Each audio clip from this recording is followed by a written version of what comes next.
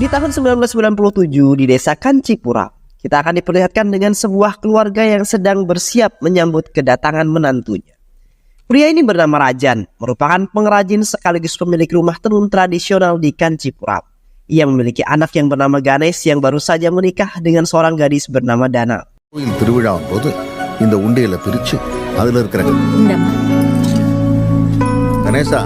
Saat itu istri Rajan yang sedang hamil tua tiba-tiba merasakan sakit di perutnya. Rajan yang panik segera membawa istrinya itu ke rumah sakit. Pada akhirnya istrinya pun berhasil melahirkan seorang bayi yang sehat. Akan tetapi nyawa tidak tertolong sehingga ia meninggal dunia setelah melahirkan. Hal itu tentu saja membuat semua orang sangat sedih.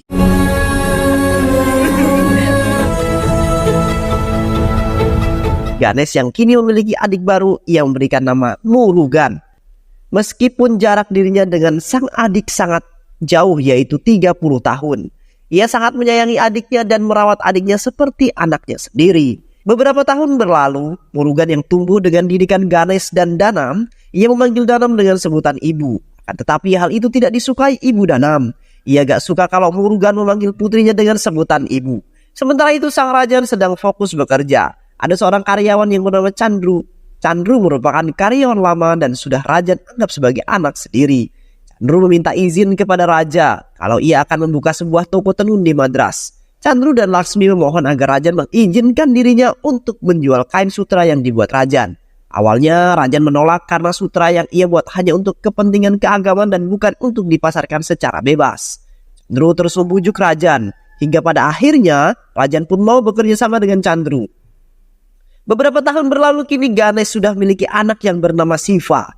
Begitu juga Murugan yang kini sudah masuk sekolah menengah pertama. Siva dan Murugan selalu saja bertengkar. Hal itu terjadi karena Murugan merasa malu. Siva selalu memanggilnya paman. Murugan selalu berkata kepada Siva agar memanggilnya kakak bukan paman. Siva yang masih polos, ia tetap memanggil Murugan paman. Hal itu membuat Murugan marah dan melemparkan batu pada Siva hingga membuat kepala Siva terluka. Rajan yang mengetahui cucunya terluka, ia sangat marah kepada Murugan. Sejak rumah tenunnya ditutup karena Chandru telah menipu Rajan. Sejak itulah Siva dan Murugan diasuh oleh Rajan karena Ganesh dan istrinya pergi merantau. Saat Ganesh akan berangkat kembali ke perantauan, Murugan sangat ingin ikut dengan Ganesh. Ia berkata bahwa ayahnya hanya sayang kepada cucunya Siva daripada anaknya sendiri. Rajan yang ingin Murugan menjadi anak yang mandiri, ia pun mengizinkannya pergi bersama Ganesh. Sementara itu dirinya akan membesarkan Siva. 15 tahun kemudian Siva kini sudah tumbuh dewasa. Ia yang bekerja sebagai sales kain sari sintetis, saat itu ia menawarkan beberapa kain sari kepada keluarga kaya.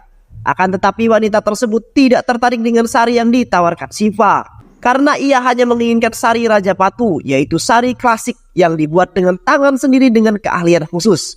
Bukan sari sintetis yang menggunakan mesin. Karena sari Raja Patu bisa bertahan hingga puluhan tahun, sedangkan sari sintetis paling hanya bertahan beberapa bulan saja. Keesokan harinya, satir yang babak belur memberitahu Siva jika bosnya sedang mencoba menipu para pembeli dengan membuat sari sintetis. Jika itu terjadi akan berdampak buruk untuk desa, karena itu bisa merusak nama desa yang terkenal dengan desa pengrajin sari berkualitas tinggi akan tercoreng. Siva tak tinggal diam, ia menghajar semua anak buah bosnya, karena ia tak ingin desanya tercoreng, juga tak terima jika sahabatnya dibuat babak belur.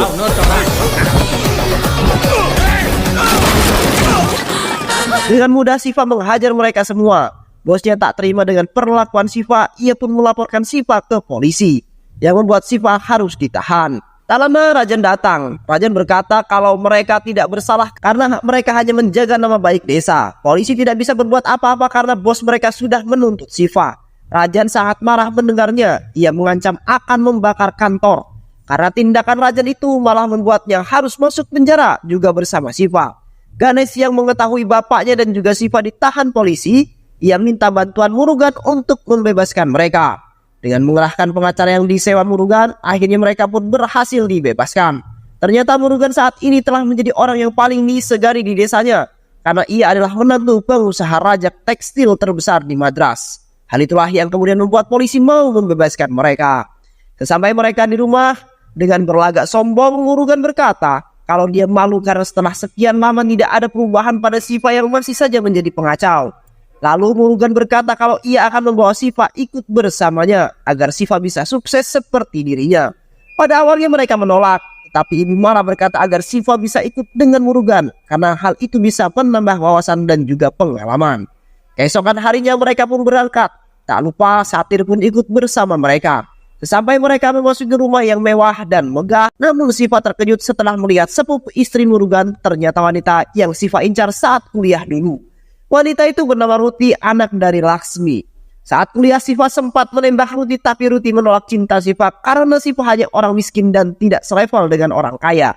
Saat itu Shiva berjanji kalau dirinya akan menjadi kaya dan membuat Ruti menyesal setelah menolaknya. Di sisi lain, Chandru, mantan karyawan Rajan, telah menjadi seorang pengusaha tekstil sukses di Madras. Ia memiliki 2 anak. Anak pertama bernama Aisu yang kini menjadi istri Murugan, sedangkan anak yang kedua bernama Mano. Ia adalah kepala penjualan di perusahaan. Shiva kemudian diangkat menjadi supir pribadi Ruti, sedangkan Satir menjadi asisten pribadi Ruti. Ruti selalu mengejek Shiva yang dulunya berjanji akan sukses, ternyata sekarang masih miskin. Lalu mereka pergi ke perusahaan Chandru. Ruti akan melamar pekerjaan sebagai asisten pribadi Chandru. Saat Ruti akan menandatangani kontrak, Shiva berkata kalau dirinya gak setuju karena untuk menjadi asisten kepala harus memiliki kemampuan dan keterampilan yang telah teruji. Karena kalau asal-asalan justru akan buat perusahaan bangkrut. Chandru yang mendengar hal itu sangat kagum kepada Shiva karena pengetahuannya. Chandru kemudian meminta Shiva untuk melatih Ruti sebelum Ruti menjadi asistennya. Saat itulah Shiva menjadi bos Ruti dan membalas perlakuan Ruti kepadanya. Meskipun begitu, di rumah Shiva tetap menjadi seorang supir Ruti. Malam itu Ruti meminta Shiva untuk mengantarkannya ke pesta teman Ruti. Sesampainya di sana Ruti kaget karena pestanya diadakan di klub malam. Terlihat di sana juga ada Mano. Ruti dan Mano pun masuk ke dalam. Mano yang mabuk tak bisa mengandalkan dirinya dan ia malah menggoda seorang cewek. Pacar si cewek yang melihat hal itu tak terima kalau ceweknya digoda pria lain. Mano yang ketakutan kabur dari klub tersebut. Sementara itu pria tadi membalas kelakuan Mano kepada Ruti. Karena mereka melihat Ruti lah yang dari awal bersama Mano. Ruti yang risih dan ketakutan kabur keluar dan mengadu kepada Shiva. Shiva yang tak tega melihat Ruti yang ketakutan. Ia lalu menghajar semua pria yang telah mengganggu Ruti.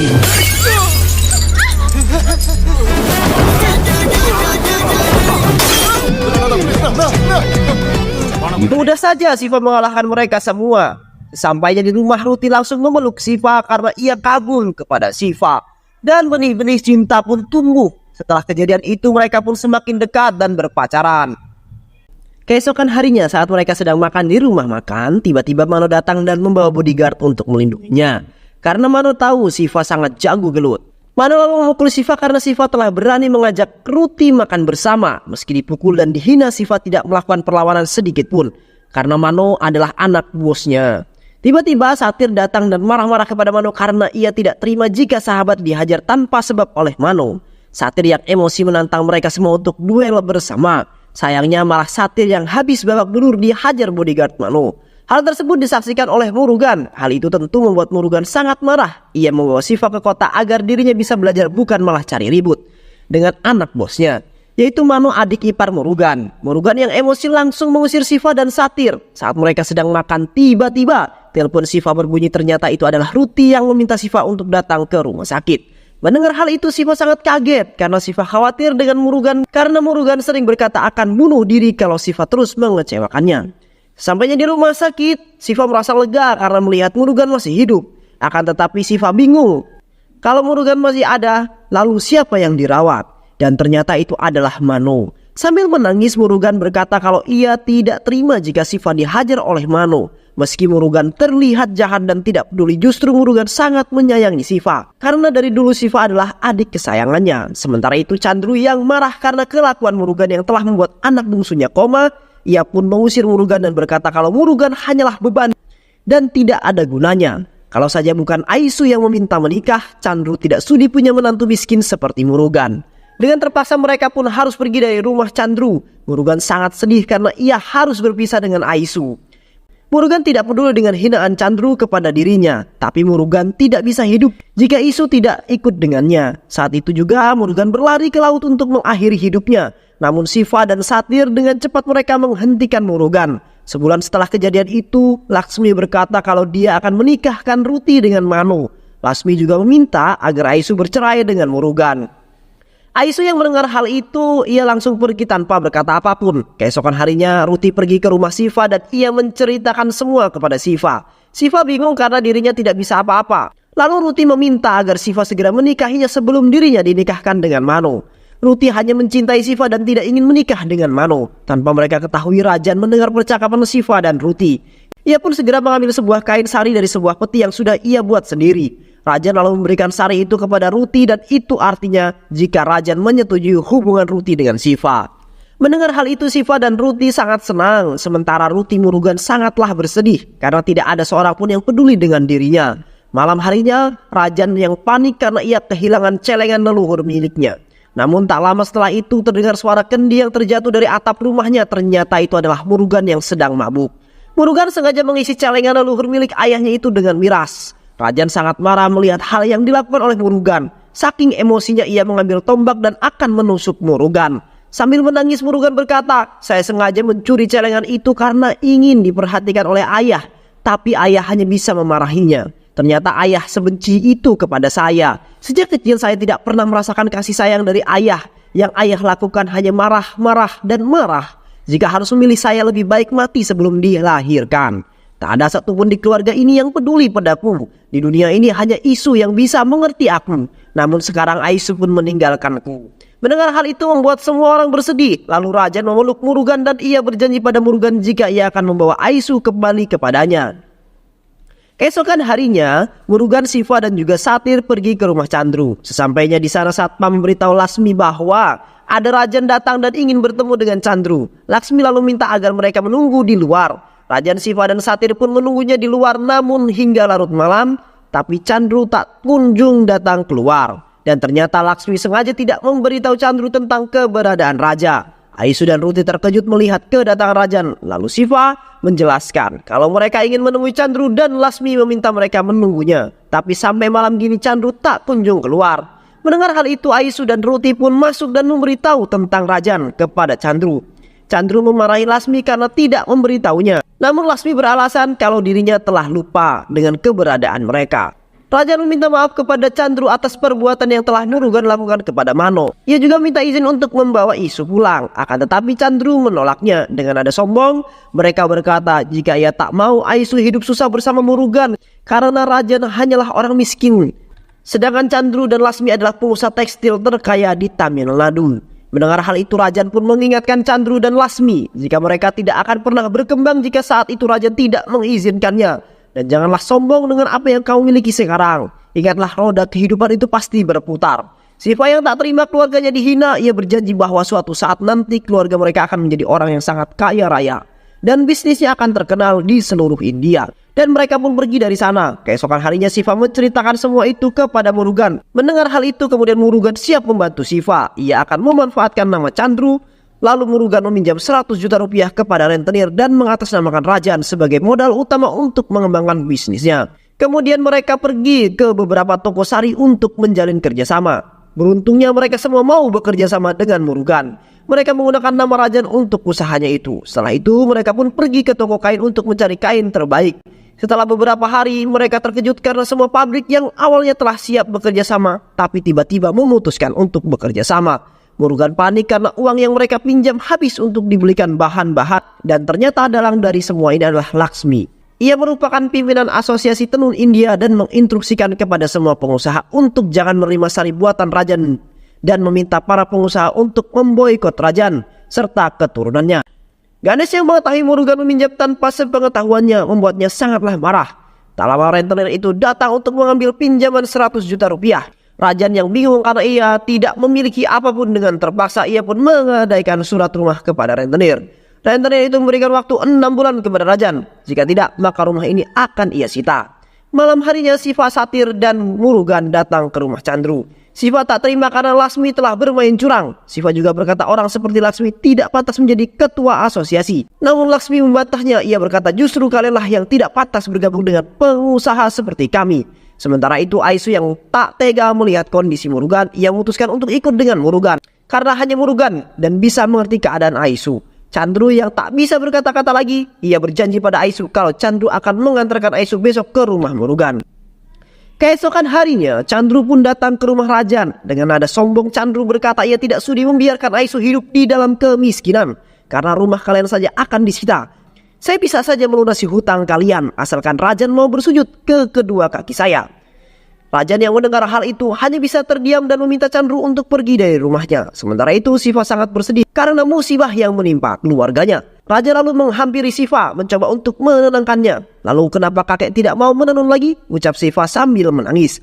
Rajan pun memberitahunya 20 tahun yang lalu Chandru dan Lasmi meminta izin kepada Rajan karena mereka mau membangun toko sari milik mereka sendiri di Madras.